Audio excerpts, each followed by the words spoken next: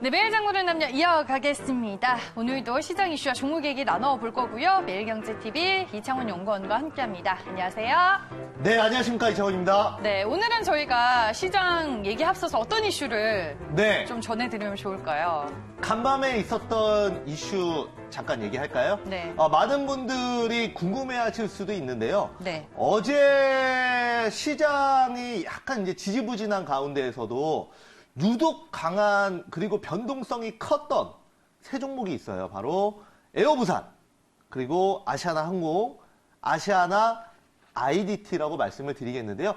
제가 어제 그 방송에서도 많은 또 얘기를 했기 때문에 많은 분들이 관심을 많이 가지실 거예요.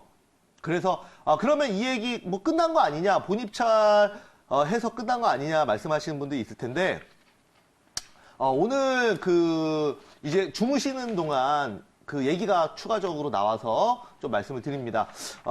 이번에 본입찰에서 좀 그 결과, 지금 다른 언론사에서, 지금 그 HDC 현대산업개발이, 지금 그 애경보다 훨씬 더 많은 금액을 써내서, 인수 가능성이 높다, 유력하다, 라는 기사가 추가적으로 지금 나왔습니다. 그래서 오늘 변동성, 일단은 뭐 장은 열려봐야 되는 거지만은 제가 봤을 때는 그냥 투자의 관점에서 봤을 때는 애경, 그러니까 가장 안 좋은 거는 뭐 유찰일 수 있는 거고요. 그 다음에 두 번째가 이제 애경 그룹이 인수하는 겁니다. 그리고 가장 좋은 시나리오가 당연히 그 현대산업개발과 미래에셋이 인수를 하는 것이 가장 최상의 시나리오라고 저는 생각을 하고 있었는데, 우선 현대산업개발이 100%는 아직 아닙니다. 하지만 지금 그 가장 높은 금액을 써놔서 유력할 걸로 보여집니다. 그래서 여러분들 꼭 기억하시기 바라겠고요. 현대산업개발 같은 경우에는 뭐 우리가 이제 흔히 알고 있는 그 아이파크, 그리고 지금 그 신라면세점 을 운영하고 있기 때문에 항공과 면세점은 뗄래야 뗄 수가 없잖아요, 공항에. 그러다 보니까 시너지가 충분히 일어날 수 있다라고 보여집니다. 그리고 보통 그 미래에셋의 회장님이 보통 인수할 때 좀 비싸게 써내는 경향이 있어요. 꼭 인수를 하겠다 그러면.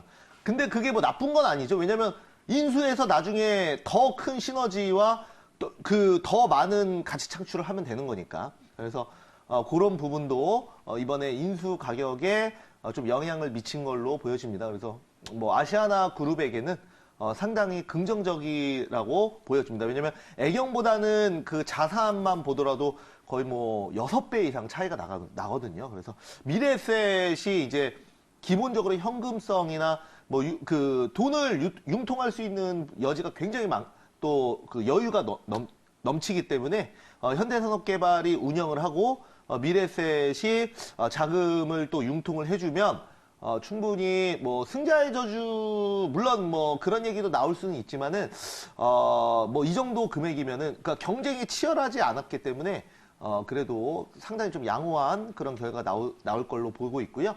그 다음에 어제 미국 시장, 오늘 새벽에 끝났죠. 오늘 새벽에 끝난 미국 시장이 또 양호했어요. 그래서 또 어제 코스피 코스닥이 조금 조정을 받다 보니까 많은 분들이 걱정을 하셨을 텐데요. 오늘 시장 굉장히 무난할 걸로 예상합니다. 그리고 어제 장 끝나고 시간외에서 삼성전자와 SK하이닉스가 또 시간외에서 단일가 많이 오르더라고요.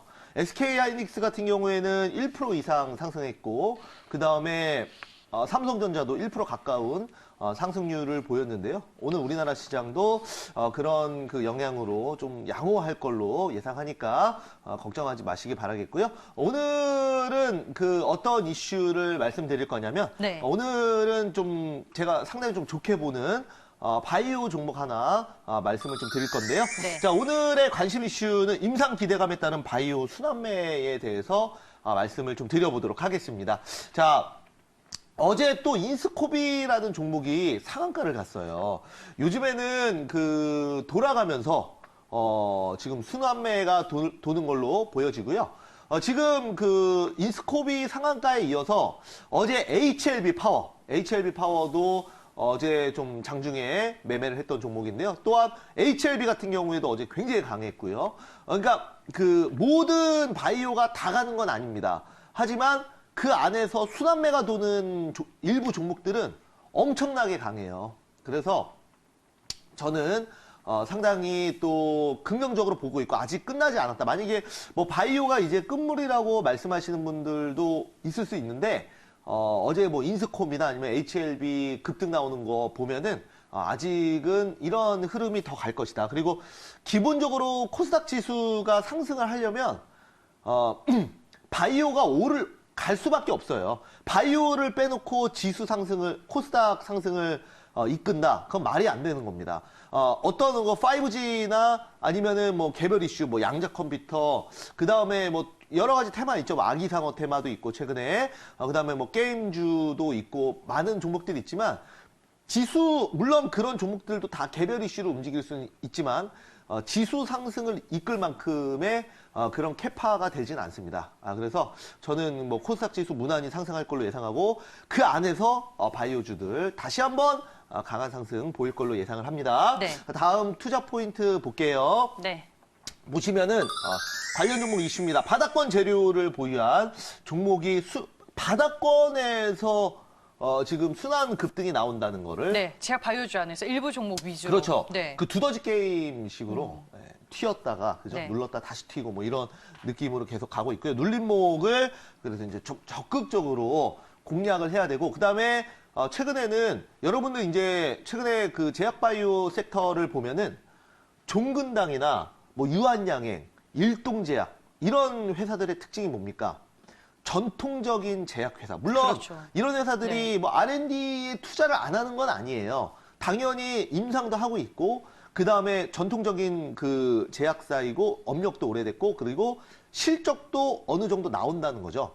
그러나 요즘에 제약 바이오들 급등 나오는 종목들을 보면은 실적은 거의 무관한 것 같아요. 오히려 실적이 나오는 유한양행이나 뭐 이런 종목들은 좀 그 스무스하게 그냥 옆으로 가고 있고요.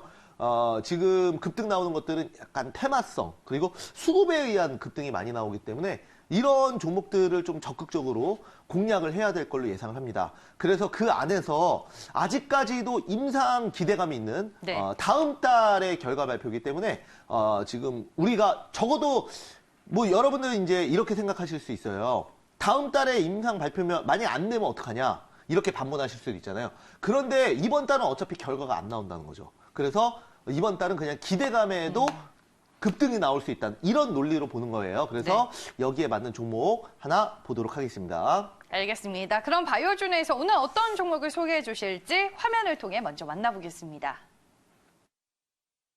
매일 장보는 남녀!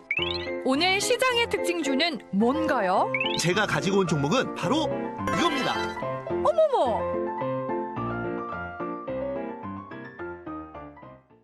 바이오주 안에서 신약 그리고 임상 모멘텀이 있는 종목을 보자라고 앞서서 말씀해 주셨는데요. 오늘 종목은 텔콘 RF 제약이네요. 네, 맞습니다. 텔콘 RF 제약. 네. 그 텔콘 RF 제약 자체보다는 텔콘 RF 제약이 현재 비보존이라는 지금 장외 시장에서 거래되는 회사예요. 거기에 지분 30%를 들고 있는 최대 주주입니다. 네. 근데 그 비보존이 비마약성 진통제인 오피란제린이라는 지금 신약을 개발을 하고 있고요. 지금 3상 끝나고 결과 다음 달에 이제 기다리고 있어요. 네. 그래서 통과되면은 당연히 이 회사에게는 대형 호재라고 말씀을 좀 드리도록 하겠고요.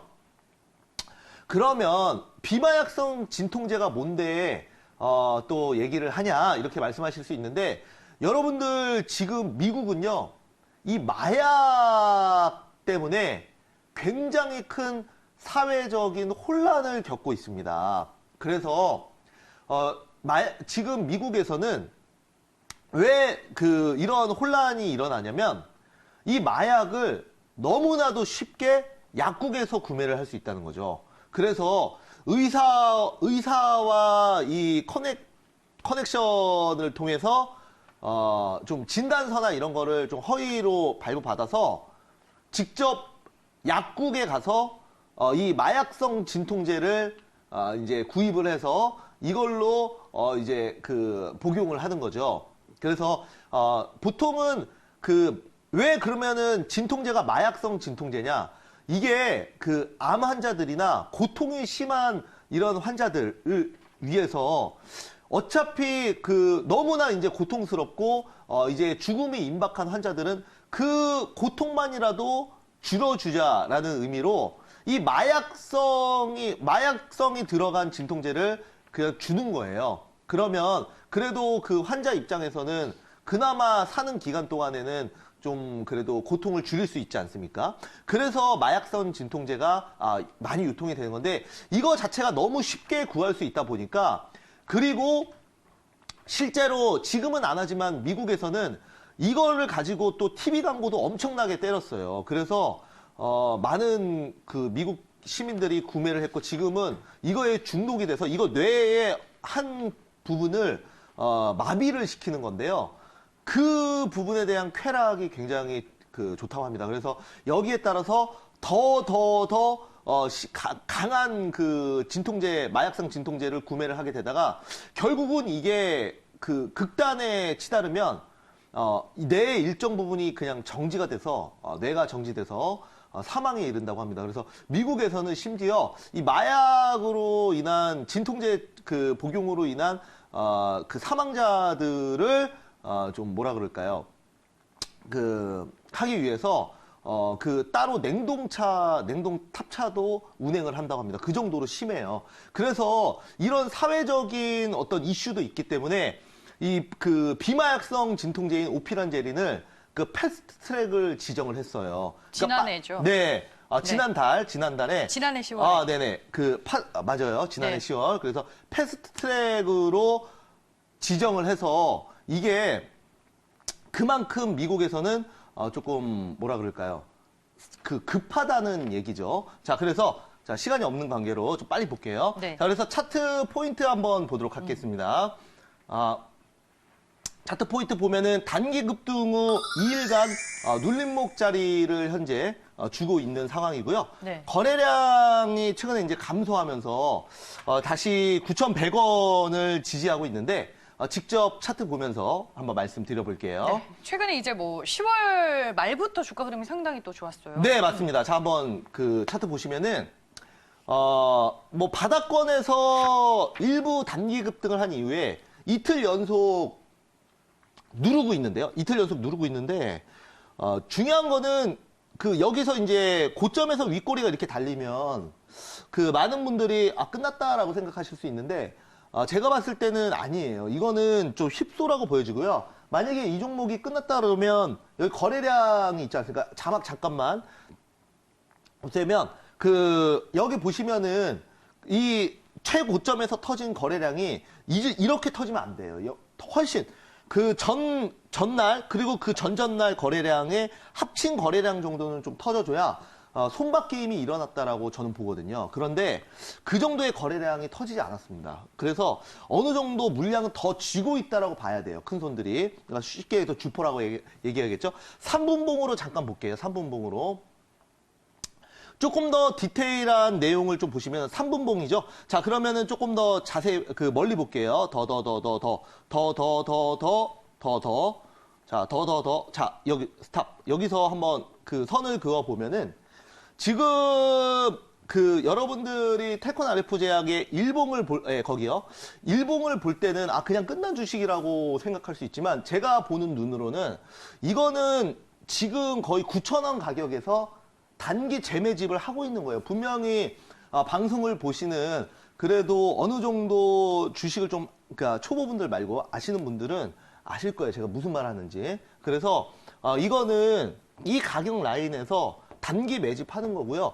이런 하락 자리들은 개인들이 안 간다 그래서 물량 내놓는 거를 잡는 자리예요.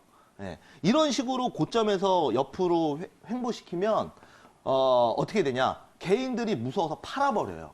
무슨 말인지 아시죠? 그러니까 어느 정도 수익이 나신 분들도 내가 계좌에 텔콘 RF 제약이 플러스 15% 정도 찍혀 있는데 만약에 급등 나왔는데 이틀 연속 지지부진하고 어제도 막 4%인가요? 4% 조금 넘게 빠졌는데 이런 식으로 하면 무서워서 이것만이라도 수익을 챙기자. 더 빠지면 어떡하지? 팔아버립니다. 이런 물량을 잡는 거예요. 결과는 여러분들 어차피 나중에 나오겠죠. 그래서 한번 보시기 바랄게요. 그래서 지금 주포들이 요 가격으로 잡고 있다. 물론 이렇게 방송 자체를 함으로써 또 개인들이 붙으면은 계획이 변경될 수는 있어요. 예, 그러나 어찌됐건 현재 기준으로는 주포들의 평단가는 여기에 좀 맞춰져 있는 것 같다라는 거를 말씀을 좀 드리면서 자, 한번 그러면 투자 포인트 시간이 없어서 네. 바로 넘어가도록 하겠습니다.